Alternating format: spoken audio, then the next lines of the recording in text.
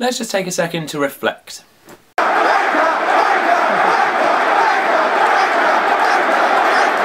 Adebayor. Let's go one more time.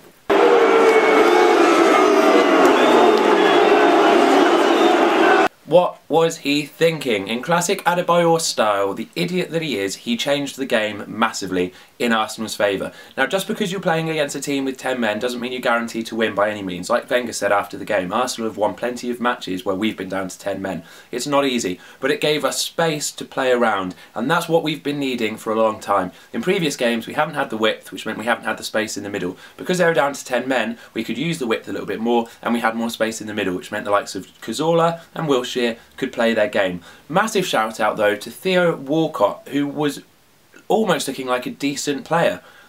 All of a sudden he seems to have got a footballing brain, which has always been a criticism of him. Now, some of his runs today were very clever runs. So he'd start offside, he'd come back on between the defenders, run across the line, and then as soon as the ball was ready to be played through, made his dart beyond him. Now, there ain't many defenders that are going to catch Theo, and Gallas and Dawson certainly aren't any of those. So he played really well, Theo, today. He's more of a winger. I don't think we should play him up front because he's more of a winger, but he had a really decent game. Sign him up, Wenger. Sign him up.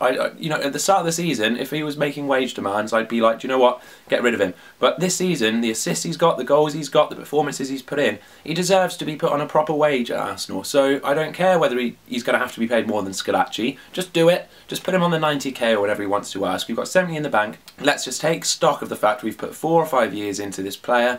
He's starting to come good. Don't let him go now and start with a new project. Just don't do it.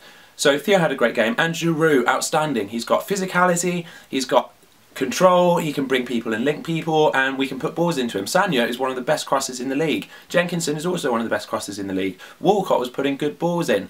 Brilliant. Whip them in. Giroud will do a good job with them. Santi Cazorla had an excellent game because he had space, he had more freedom, he had more confidence, he was playing around. Don't think Arteta did brilliantly today. I think some of his passes were a bit wayward, but he did a good job and he defended well. He was strong relatively defensively. Podolski, he got a goal. He flitted in and out of the match again, so you can't give him an outstanding performance because I don't think he was that involved necessarily with the game. And when you're against 10 men, you want as much width as possible, and he still had the tendency to come in. Vermaelen didn't have the confidence to then overlap, and because he didn't have the confidence to overlap, it meant Podolski didn't have much to work with on that wing, which meant everything good that was happening attackingly was really coming down the right.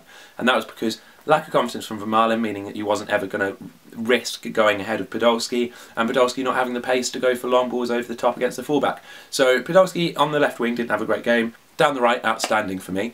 Overall, okay performance. We turned off at 4-1, completely turned off. The atmosphere was buzzing at 4-1. We were thinking, go on, hit him for 6, hit him for 7, hit him for 8. Let's just smash him. We've had such poor performances recently. Let's take advantage of this position and let's absolutely rout them.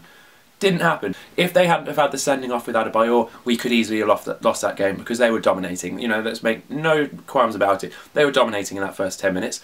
I would say, via Boas coming out and saying, AVB coming out and saying that they controlled the game. You lost 5-2. How could you have controlled the game? If you lost by 1 or 2 goals, fair enough, you might have controlled the game. When you lose 5-2, pretty clear you haven't controlled the game. So, So you might have seen our new project as well, which is the collab channel, The 12th Men, where we basically go onto Google+, we go on a Google+ hangout, and we watch games together. So we're not pundits, we're not journalists, we're nothing like that. We're just football fans that enjoy the game. We enjoy going down the pub to watch matches, so why not do it virtually with hundreds, if not thousands of people watching with us. It's great crack, it's great banter, get involved. If you want to watch these matches with us, so make sure you subscribe to the channel, The 12th Men, which is linked down there, and get involved with the chat, and if we like what you're saying, we can even bring you actually into the broadcast if you've got decent lighting and a decent webcam. So if you have got a decent webcam and a decent light, get involved, contact us on the12thmen@gmail.com and ask to be invited into the channel, because we can do that, and we do want to do that. It's not about us. We're just some of the fans, you're the fans as well, we want it to be collaborative, so get involved. But the only way you can get involved is by going to the channel and subscribing, which is down there. So check that out. Thank you very much. Boom.